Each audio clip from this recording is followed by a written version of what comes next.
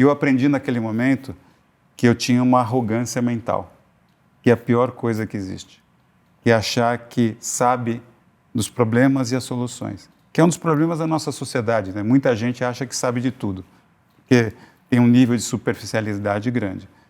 E eu aprendi a entender as pessoas e ouvir as pessoas com muito mais profundidade, com muito mais abertura e muito mais disposição a mudar o meu próprio pensamento. E isso mudou minha vida.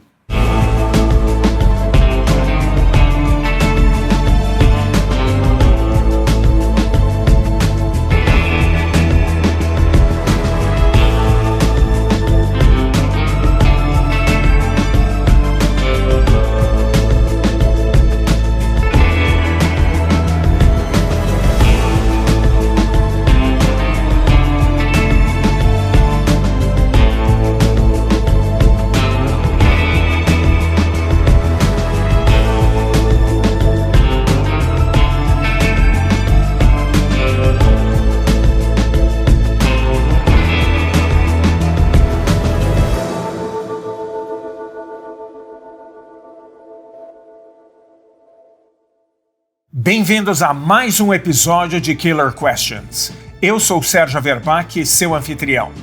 E eu sou Stephanie Averbach.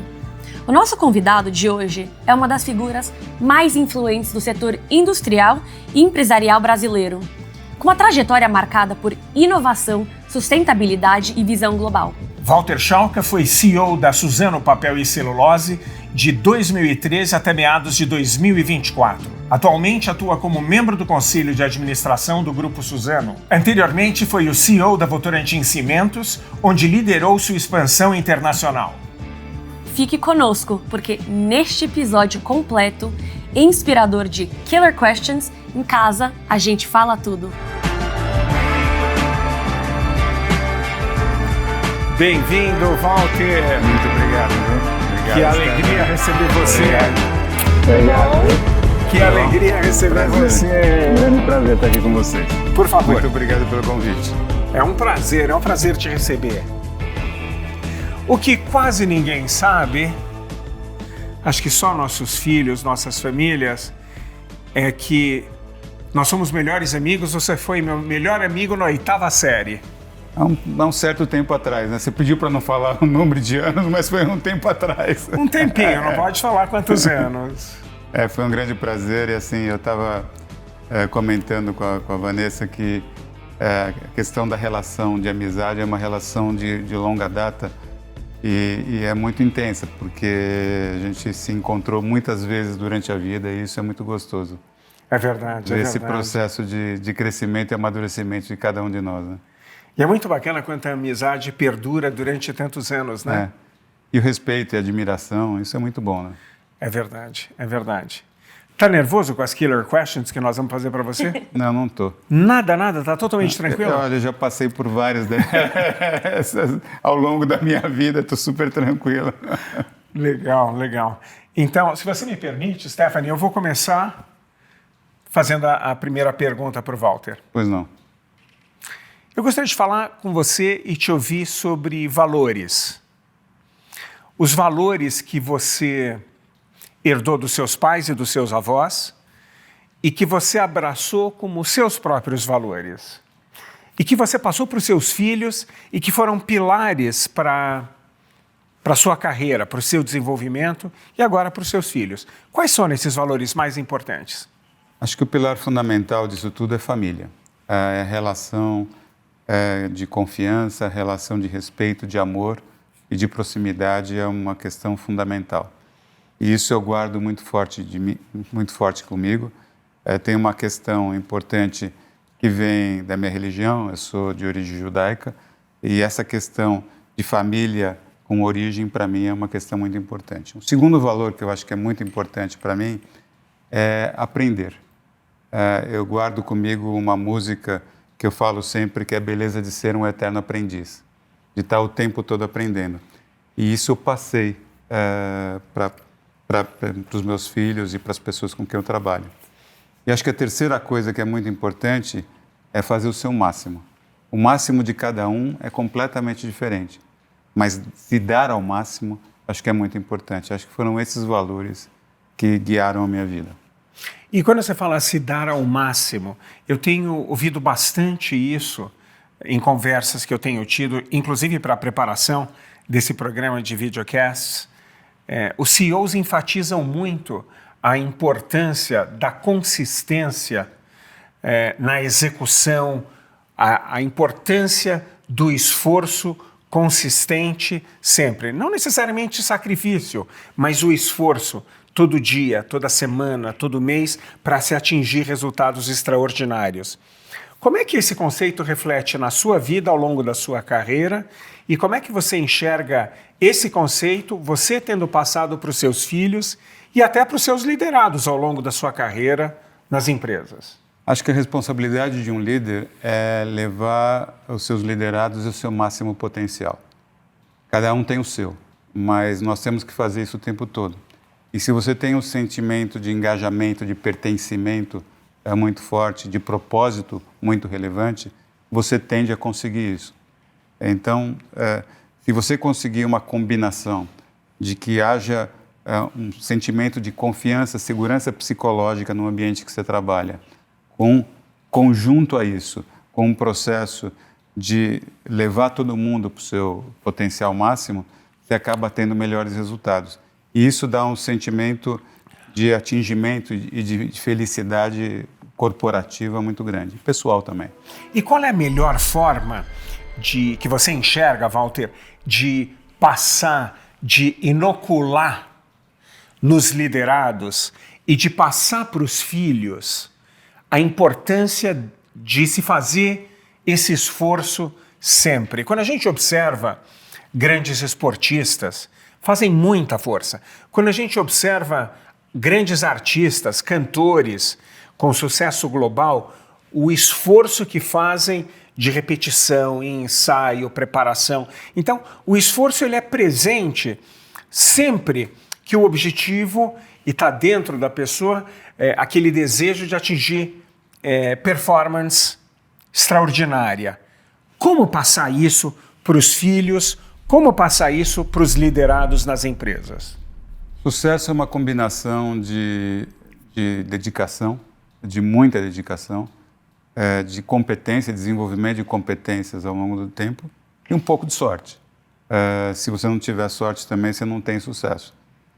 Se você desejar algo mais, você tem que dar o seu extra mile. Você tem que dar aquele punch a mais.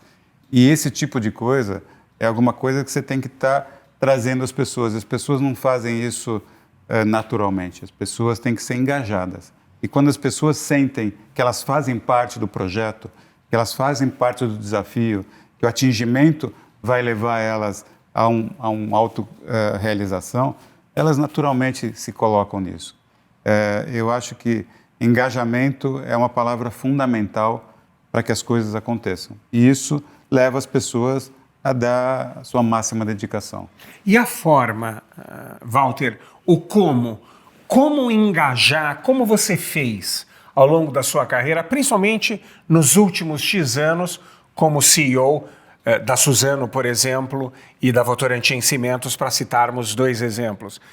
Como você efetivamente fez, que iniciativas você tomou para engajar as pessoas e também para você engajar seus filhos? Como engajar os filhos para eles absorverem isso? Como você fez? Então, tem uma questão fundamental, que é a questão de propósito. As pessoas precisam ter propósito e sentir que o propósito é verdadeiro. Não adianta uma companhia escrever numa folha de papel e colocar numa parede palavras maravilhosas dizendo que o meu propósito é esse, se você não exerce isso no dia a dia. Elas precisam sentir o walk the talk, que isso faz parte. Então, tendo o propósito de um lado e de outro lado, trabalhando de uma forma muito intensa, onde as pessoas se sintam participantes do projeto. Assim, não adianta, eu não acredito em comando e controle. E eu não acredito mais em hierarquia por decisão. Eu conheço por influência. Quando você consegue fazer isso, que as pessoas sentem, eu faço parte disso, eu contribuo disso, não apenas executo isso, mas eu faço parte também da criação desse processo, Isso acontece naturalmente com todas as pessoas. Então, a gente consegue isso trazendo as pessoas a serem ouvidas, a serem partícipes do processo de criação. Nós não podemos ser, em todos os nossos ambientes, inclusive na nossa sociedade, simplesmente espectadores. Nós temos que ser atores, atrizes nesse processo para fazer as coisas acontecerem. E a hora que você tem esse sentimento, naturalmente as pessoas entregam o seu máximo. Estudos que as minhas equipes fizeram ao longo de vários anos, tanto no Brasil quanto no exterior, provaram justamente isso que você falou, que as pessoas que melhor resultado trazem comparados com a média são essas pessoas que estão engajadas com a organização. E essa palavra é uma palavra mágica, engajamento. E o que nós reparamos, por observação e estatisticamente, os números mostravam isso, também é que os CEOs e os líderes em geral, aqueles que se reportam ao CEO, o C-suite, como a gente diz, que mais resultado trouxeram para suas empresas, para os acionistas, geração de valor para valer, eles tinham justamente esse estilo participativo, traziam as pessoas para participar das iniciativas, contrariamente a essa visão mais antiga do comando e controle, né? Eu vou passar a palavra para a Stephanie, porque eu estou curioso para saber que killer question você gostaria de fazer para o Walter.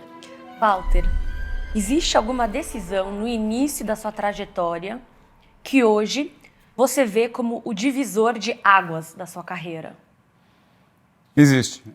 Eu sou formado em engenharia pelo ITA e quando eu estava no 4º ano de engenharia, eu falei assim, eu não quero ser um engenheiro de prancheta. Né?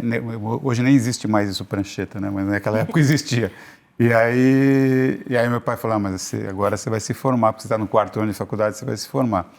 E eu tomei uma decisão de ir para um mundo de business, que era um mundo pela qual eu não tinha o preparo adequado ainda. Eu fui me preparar, fiz pós-graduação na Getúlio Vargas, depois fiz outros cursos fora do Brasil, mas eu comecei a transformar minha vida fazendo isso. E, Stephanie, teve uma questão muito importante, que é o seguinte, eu nunca enviei um currículo para ser contratado.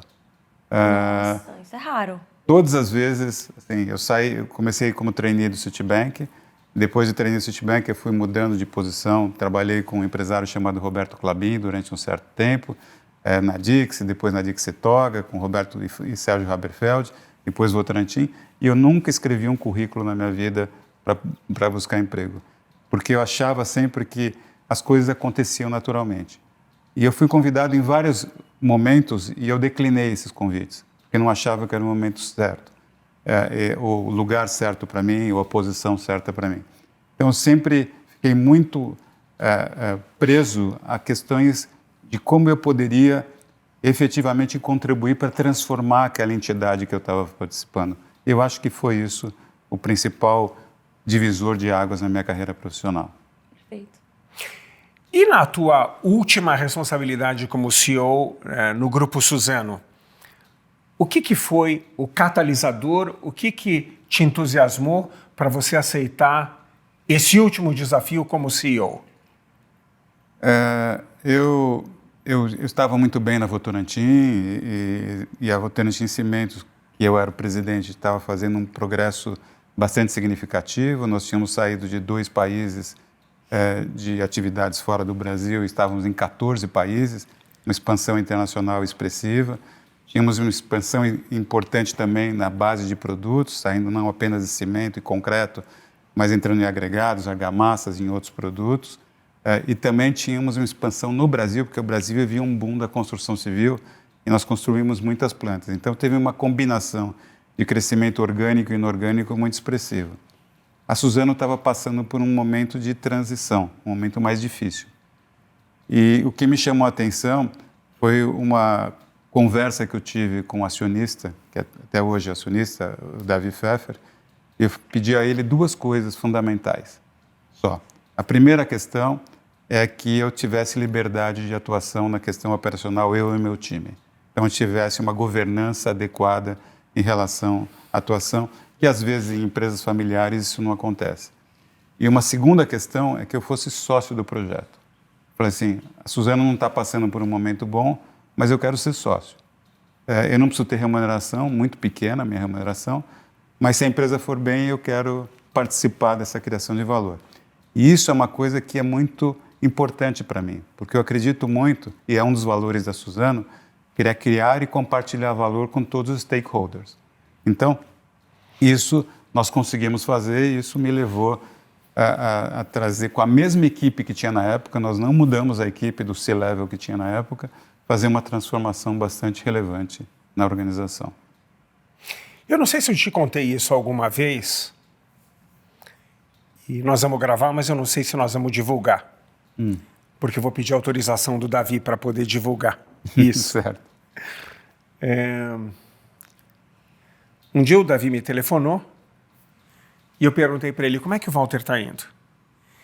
E o Davi disse, o Walter está indo muito bem.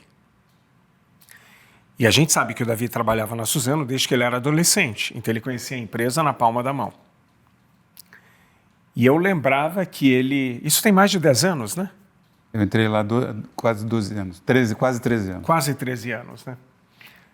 E aí o Davi me disse, o Walter está indo muito bem. Mas você sabe, né, Sérgio, eu conheço muito bem a empresa. E eu tento entrar e o Walter me afasta. Ele fala, Davi, nós combinamos que você vai me dar autonomia. Não mete a mão. Deixa. E isso para mim é muito difícil, Sérgio, é muito difícil. Você sabia disso? Sabia. Não que tinha te ligado, eu sabia que isso aconteceu.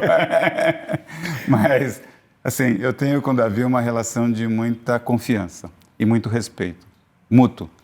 Ele me escuta muito, ele me respeita e me apoia, e sempre fez isso. Hoje eu ajudo na holding da família também. Essa relação de confiança foi conquistada ao longo do tempo pelas duas partes. Então, tenho diferenças de opinião com ele, e isso é muito bom, mas algumas vezes eu o convenço, outras vezes ele me convence, e outras vezes nós continuamos com as nossas opiniões diferentes, mas sempre com muito respeito e respeitando a governança da empresa. Então, isso acho que é muito positivo. Isso. Que bacana. Walter, posso te fazer uma pergunta sobre sustentabilidade e bioeconomia? A Suzano é uma das empresas que podem literalmente plantar o futuro. Que papel você acredita que o Brasil pode e deve ter na bioeconomia global? O Brasil tem uma grande oportunidade geopolítica. A inserção geopolítica do Brasil tem que vir com um dos pilares fundamentais pela questão da sustentabilidade e outra de energia de custo barato. O Brasil tem uma energia que é 91% de fonte renovável hoje, mas tende a ser mais do que 100% de fonte renovável em poucos anos, dados os investimentos que estão acontecendo ao longo do tempo, e uma energia com custo muito barato. Isso é único no mundo, não é replicável no mundo nesse momento. Então o Brasil tem que usar isso como uma vantagem competitiva muito sustentável. E na questão climática, o mundo depende do Brasil. E nós temos um problema muito sério que infelizmente vem acontecendo há décadas no Brasil, que é o desmatamento ilegal da Amazônia. Não sei se todo mundo sabe aqui, mas 97% do desmatamento da Amazônia é ilegal. Ou seja, nós não estamos discutindo se o Código Florestal é bom ou não. Nós temos que fazer um sistema para evitar o desmatamento ilegal. E os outros 3% que estão dentro do Código Florestal é uma segunda discussão se nós vamos concordar ou não. E nesse momento, eu acho que não tem que ser a discussão prioritária, nós primeiro precisamos eliminar os 97%. Só que para resolver o problema do desmatamento lá, nós temos que resolver o problema social daquela região. Tem 1 milhão de pessoas que vivem do desmatamento. Tem alguns que ganham dinheiro com o desmatamento e outros vivem do desmatamento. Para resolver isso, Stephanie, nós precisamos resolver dando condições sociais para aquele 1 milhão de pessoas. Isso tem que vir através do crédito de carbono. E o Brasil, se tivesse acelerado essa questão da definição do mercado de crédito de carbono voluntário e fixo, conseguiria, e obrigatório, conseguiria resolver isso e dar um grande exemplo para o mundo. Se nós resolvemos a Amazônia, resolvemos a energia, nós temos uma plataforma de competitividade única e irreplicável no mundo. Acho que o Brasil tem que se focar nisso. Então, A Suzano tem um papel expressivo na questão de plantar árvores. Não sei se você sabe, mas a Suzano planta 1,2 milhões de árvores por dia, todos os dias. Por dia. Por dia. Incrível. Mas isso é um lado da equação, porque são árvores que nós vamos, depois de 7 anos, colher. Depois vamos replantar. Mas do outro lado da equação, a Suzano tem hoje 1,1 milhão de hectares, que é 1/4 da Suíça, de áreas nativas preservadas. E se nós conseguirmos dar escala a isso, criando e replantando áreas degradadas com plantação nativa, nós vamos resolver um problema muito grande do mundo. E aí o Brasil pode ter um papel muito relevante nessa questão. E Walter, qual a sua visão? O que ainda falta para o Brasil ser líder mundial em produtos de base renovável? É tecnologia, política pública ou mentalidade empresarial? Eu acho que o Brasil, infelizmente, vem perdendo muitas ondas. Nós perdemos a onda da tecnologia, agora estamos perdendo a onda da inteligência artificial, mas nós temos uma onda que está por vir ainda, que é muito expressiva e que nós podemos ter um potencial muito grande, que é a biotecnologia. Que o Brasil deveria ter uma plataforma importante. O Brasil não pode ser simplesmente um país produtor e exportador de commodities. O Brasil precisa mudar sua matriz econômica ao longo do tempo. E para fazer isso precisa mudar muita coisa. Políticas públicas é uma delas. Uma questão importante é nós termos instituições mais fortes. As nossas instituições, infelizmente, são inadequadas nesse momento. A gente não pode ter um judiciário que legisla, nós não podemos ter um legislativo que executa e um executivo fragilizado por causa das contas públicas.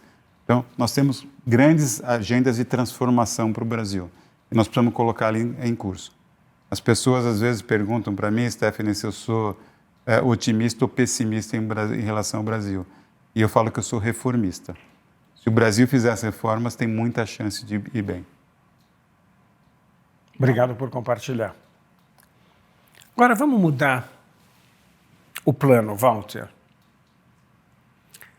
Com toda a experiência que você tem, desde a formação acadêmica e toda a experiência profissional até os dias de hoje. Se o Walter hoje conversasse com o Walter de 18 anos de idade, 20 e poucos anos, até 30, e compartilhasse insights e recomendações poderosos que pudessem fazer a vida do Walter, desde os 18, 20 e poucos anos de idade, diferente. E o Walter ser ainda mais feliz do que foi durante toda essa jornada, com o que você sabe hoje. E aquele Walter ouvir, porque era jovem e muitas vezes os jovens não ouvem. Mas ele ouviria... Adulto também não ouve às vezes. Mas assumindo que aquele Walter jovem, ele ouvisse e fizesse acontecer com as recomendações que você tem de hoje, com o que você sabe hoje. E eu te pergunto isso porque muito da nossa audiência é jovem. E gostaria de saber se essas sacadas, esses insights, essas recomendações, hoje. Então, eu vou começar por uma história, se você me permitir, que exatamente tem a ver com o início da nossa conversa, que é a questão do engajamento com as pessoas. Eu, quando era da Dixie Toga, a Dixie se fundiu com a Toga e eles pediram, Walter, eu era da Dixie, vai ajudar a Toga a fazer uma transformação. E eu, super empolgado, fui lá, 30 anos de idade, e aí, 32 anos de idade, e aí eu cheguei lá e vi que tinha uma série de problemas. E comecei a fazer um diagnóstico dos problemas que tinha. Fiz o diagnóstico, fiz as soluções, escrevi as soluções para aqueles problemas que tinha, chamei a equipe e falei assim, olha, o problema daqui da empresa são esses, as soluções são essas. Vamos implementar. O que aconteceu? Nada. Absolutamente nada. E aí eu, muito frustrado, um dos acionistas me chamou e falou assim, Walter, você está fazendo da forma errada. Porque você não está entendendo que que é através das pessoas que a gente faz as mudanças. E aí eu reconheci aquele erro que eu estava cometendo e resolvi fazer um off-site com aquelas pessoas, com as mesmas pessoas. E aí discutimos o diagnóstico dos problemas que tinha, 90%, 95% eram os mesmos que eu já tinha preparado, e as soluções, e talvez 85% ou 90% eram as mesmas soluções. E saímos de lá todos engajados em implementar aquilo lá. A companhia deu um salto de qualidade monstruoso. As mesmas coisas. E eu aprendi naquele momento que eu tinha uma arrogância mental, que é a pior coisa que existe, que é achar que sabe dos problemas e as soluções, que é um dos problemas da nossa sociedade, né? Muita gente acha que sabe de tudo, porque tem um nível de superficialidade grande. E eu aprendi a entender as pessoas e ouvir as pessoas com muito mais profundidade, com muito mais abertura e muito mais disposição a mudar o meu próprio pensamento. E isso mudou minha vida, porque eu tinha hard skills muito forte, mas não tinha os soft skills, de como se relacionar com pessoas, como trazer essas pessoas para dentro. E hoje, eu acho que de 0 a 10 me daria 3, e hoje eu acho que eu sou nota 7, mas fez toda a diferença para mim essa variação.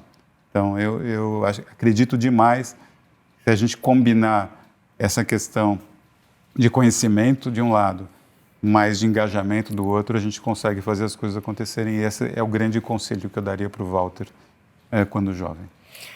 Então, se a gente fosse sintetizar essa recomendação, esse insight que você daria para o Walter jovem, seria: desenvolva e foque nos soft skills, nas habilidades de engajar as pessoas, de se relacionar com elas, de fazer as pessoas se sentirem ouvidas e fazer as coisas, tomar as iniciativas de maneira participativa. É isso? É isso, porque é isso que faltava para o Walter. Eu tinha o hard skills, eu tinha uma capacidade cognitiva analítica grande, mas eu não tinha os soft skills. Então, para falar para todos os jovens é o seguinte: desenvolva os dois. Se você não tem um ou outro, desenvolva os dois. Mas como eu sou haitiano, tem uma brincadeira que o pessoal, que quando sai de Ita, precisa fazer um curso de ressocialização. Então é o seguinte: nós somos muito preparados para resolver problemas, mas a gente precisa entender que a gente só consegue fazer isso através de pessoas. Então, assim, eu era forte nos hard skills, mas eu precisava desenvolver meus soft skills. Eu recomendo aos jovens que desenvolvam os dois.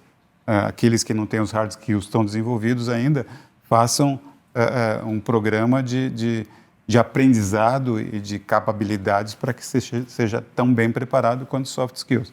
Eu era muito fraco no soft, então para mim essa era o grande diferencial. E quais seriam as principais iniciativas que você tem em mente, com base na tua experiência, que seriam as mais eficazes, as mais fortes para desenvolver os soft skills e para desenvolver os hard skills? Eu acredito muito no 70-20-10. As pessoas precisam 70% do tempo no treinamento on the job, fazendo as coisas acontecer, 20% recebendo coach, recebendo mentoria, recebendo apoio, e 10% fazendo academia, aprendendo as coisas. Então, acho que se fizer o 70-20-10, a chance de sucesso aumenta significativamente. Existe um slide que eu já utilizei em várias apresentações que a minha equipe preparou, que mostrava exatamente isso. E que o grande desafio é que a maior parte das empresas faz justamente o contrário. 70% dos recursos do budget, do orçamento, dos esforços, é alocado em cursos, 20% em programas de coaching, mentoring, e só 10% no trabalho. E está comprovado que a melhor forma da gente desenvolver as habilidades está no próprio trabalho, com projetos, oportunidades e assim por diante. E tem uma coisa que é muito importante, que é muito característica da América Latina e principalmente do Brasil, que é a questão de delegação. A gente tem muito problema de delegação no Brasil. As pessoas, com receio do insucesso, acabam ficando com as atividades que é do seu liderado, para que ele não cometa o erro. Só que aí, ao você fazer isso, você não desenvolve o liderado. E você não usa o seu tempo para fazer uma coisa que deveria ser feito para outra coisa. Exato. Esse círculo vicioso que acontece aqui no Brasil e na América Latina como um todo precisa ser revertido ao longo do tempo. Porque se você entregar para o seu liderado uma responsabilidade e uma autoridade na tomada de decisão, ele vai aprender. Ele vai aprender na marra, porque às vezes ele vai cometer um erro, que é um erro que a gente tem que entender erros também, porque aqui no Brasil a gente tende a crucificar e achar culpados pelos erros. E eu acho que a gente precisa aprender com o erro honesto. O erro desonesto precisa ser penalizado, mas o erro honesto é um processo de aprendizado. E a gente precisa fazer isso acontecer. Então, essa combinação de dar desafios e responsabilidades e dar delegação para fazer as coisas acontecer, eu acho que ajuda muito no desenvolvimento das pessoas. Eu acompanho isso que você está falando, Walter. Eu acompanho isso que você está falando. Mas a empresa, a organização, tem que estar aberta ao erro. Porque na teoria isso funciona, mas na prática, se o liderado é punido por ter errado e o chefe é punido também, isso não funciona. Como é que você enxerga isso? Isso é uma dificuldade, porque isso está enraizado na cultura brasileira de achar o culpado, né? E o culpado é sempre o outro. Tem uma frase do Homer Simpson que é muito boa, que fala assim, a culpa é minha, eu coloco ela onde eu quiser. Então, mas é sempre o outro, nunca é em si próprio o erro. Mas eu aprendi uma coisa que é o seguinte, erro honesto, e a gente precisa saber dimensionar o erro honesto, ele é um processo de aprendizado, porque todos nós erramos. Esse negócio de achar que tem super CEO, super herói, isso não existe. Isso é uma lenda americana que foi criada, que não é verdade, porque é o seguinte, a gente toma muitas decisões, acerta algumas e erra em outras. Isso faz parte do jogo.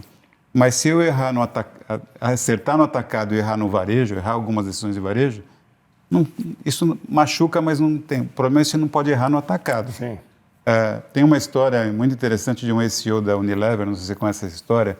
Vamos ver. E que ele, antes de ser CEO, era diretor de uma das marcas de sabão em pó na Europa, lá no começo da carreira. E aí ele relançou um sabão em pó e perdeu 20 milhões de euros na época, né? Relançou tudo errado. E aí ele foi chamado na sala do chefe. O chefe falou assim, agora eu queria conversar com você, porque a próxima posição vai ser posição tal. Aí ele falou assim, mas como assim? Eu achei que ia ser demitido. Estava me chamando aqui para ser demitido, eu perdi 20 milhões de euros. Ele falou assim, agora que eu investi 20 milhões de euros no seu treinamento, eu vou te demitir? Então, é um processo de aprendizado, esse é constante. Eu conheci essa história como um executivo da IBM, que perdeu 10 milhões de dólares, mas era a mesma história. Mais uma pergunta? Walter, o que mais te marcou ao sair do mundo técnico e entrar no mundo humano da liderança? Uma satisfação enorme, Stephanie, porque o mundo técnico ele é muito pouco emocional e nós seres humanos somos movidos por emoções. Então, quando você consegue obter o engajamento das pessoas e começa a ter a emoção das pessoas participando do processo e da jornada de transformação que a empresa está, isso dá um sentimento de realização muito grande, muito maior do que uma decisão técnica correta. Assim, muita gente fala que as pessoas se movem por questões monetárias. E eu falo, isso é uma parte, e questão monetária tem que ser bem tratada. Mas as pessoas se movem muito mais por propósito, por objetivos, por participação e por um sentimento de realização. Então, isso mudou a minha vida. Conseguir transmitir e ter a emoção do sentimento de realização junto com a equipe.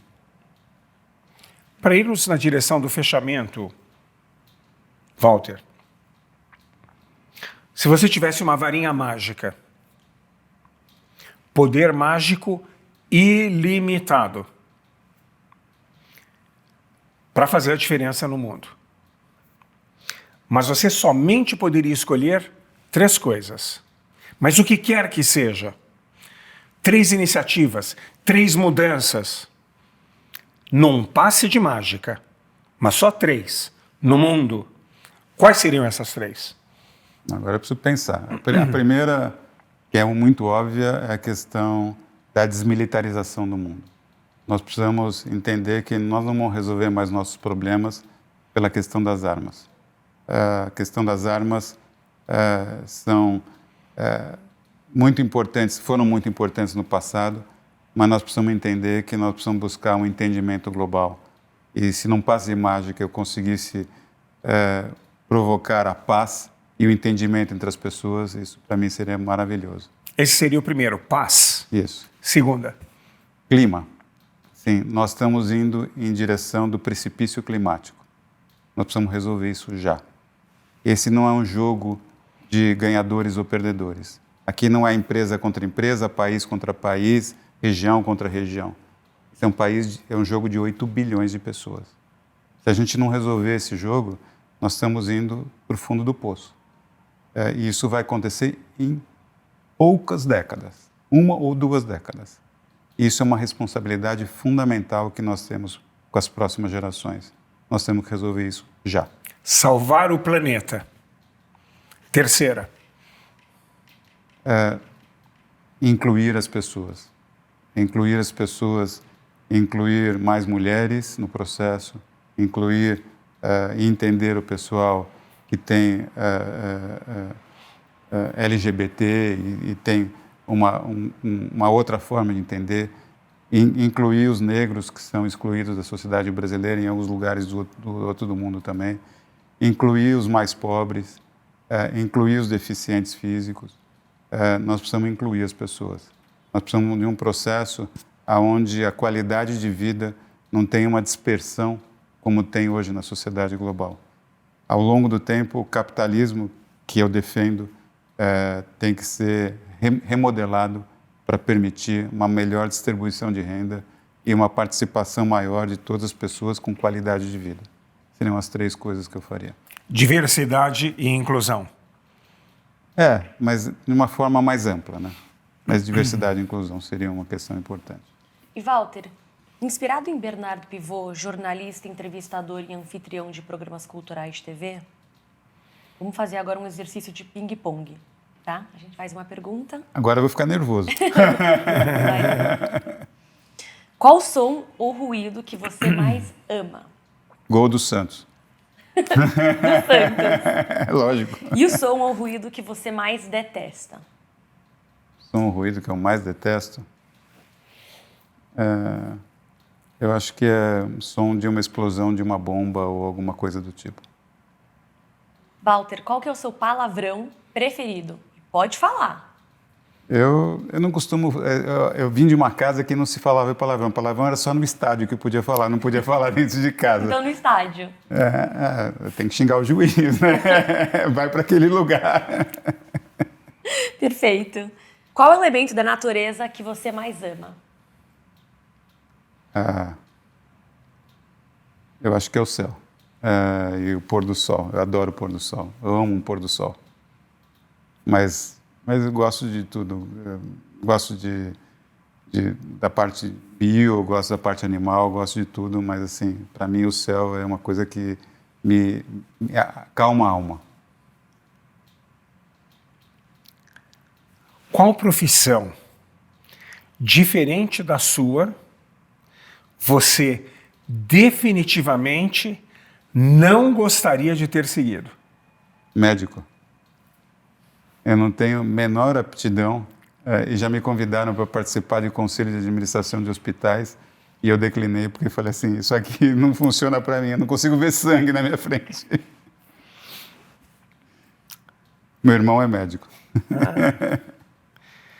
Se você tivesse a oportunidade mágica de escolher sua profissão tão cedo e tão jovem quanto possível, e a probabilidade de ser absolutamente bem-sucedido fosse 100%. Oportunidade mágica. Qual profissão você teria amado demais, totalmente, ter seguido? Alguma coisa na política, para poder transformar a sociedade como um todo. Eu acho que a nossa responsabilidade excede a nossa cerca. excede o nosso mundo, excede a nossa bolha. Nós temos que ter uma missão e um objetivo de transformar a sociedade brasileira e global. E quem tem o poder de fazer isso está na política. Então, eu tento influenciar, tento participar, tento ser vocal em algumas questões, como a questão ambiental, a questão da educação, mas na prática, quem muda são os políticos. Então, se eu tivesse absoluto sucesso, eu adoraria ser. É que a chance de sucesso é baixa. Mas se eu tivesse a varinha mágica para ter sucesso, eu gostaria de ter sido político. Essa é a pergunta. E para fecharmos nosso questionário inspirado em Bernardo Pivot, quando você, Walter, chegar na frente dos portões cor de pérola, no paraíso, no céu, o que você gostaria de ouvir vindo de Deus?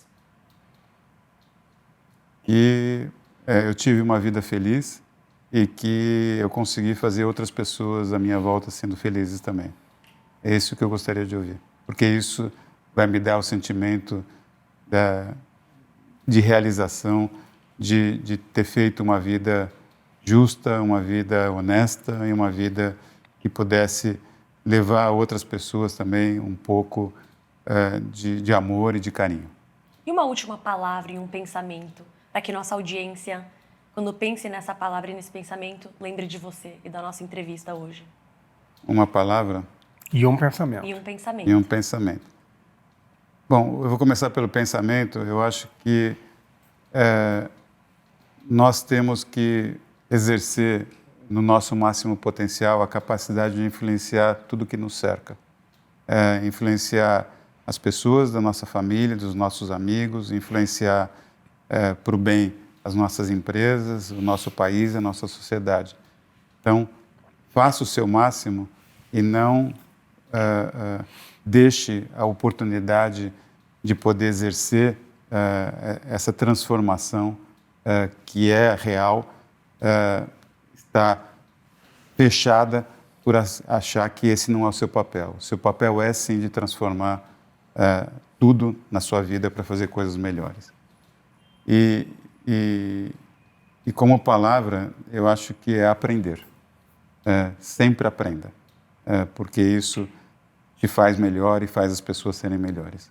Para isso você precisa ouvir, para isso você precisa capturar e ter a humildade em olhar para você mesmo e falar assim, eu aprendi alguma coisa diferente hoje, como aprendi com vocês hoje aqui. É uma alegria te receber hoje aqui em casa, Walter, e te agradecemos muito teus insights, teus comentários. Parabéns pelo seu trabalho, parabéns pela Serial Killer séries que vocês estão fazendo, e eu espero que a gente consiga estar sempre juntos. Tenho muito respeito, muita admiração, muito carinho por você. Meu primeiro passeio de carro foi com ele dirigindo, e na época não podia. Hein? Na época e hoje também não pode. É verdade, é verdade. Nós paquerávamos as menininhas juntos, com 14 anos, saindo de carro. Exatamente. Eu lembro disso. Muito bom. Diretamente de São Paulo, Brasil, Walter Schalka, especialmente para Killer Questions. Estamos todos aqui. Exercer o máximo potencial de influência positiva no que nos cerca. Aprender sempre. Transformar tudo à nossa volta para melhor. Esse é, sim, o nosso papel. O que você herda são raízes, mas o que você escolhe viver como valor é o que constrói sua história. Confiança, respeito e amor só fazem sentido quando guiados por consistência e entrega real.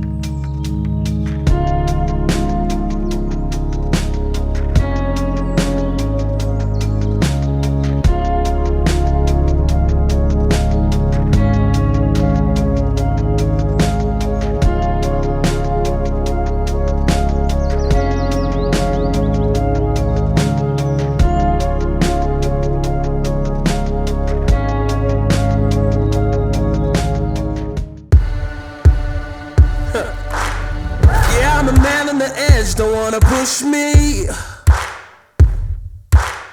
You better check where you step, don't wanna cross me, no, no. They try to wrestle me down, but I'm the bigger man. My time is coming around and I got big plans.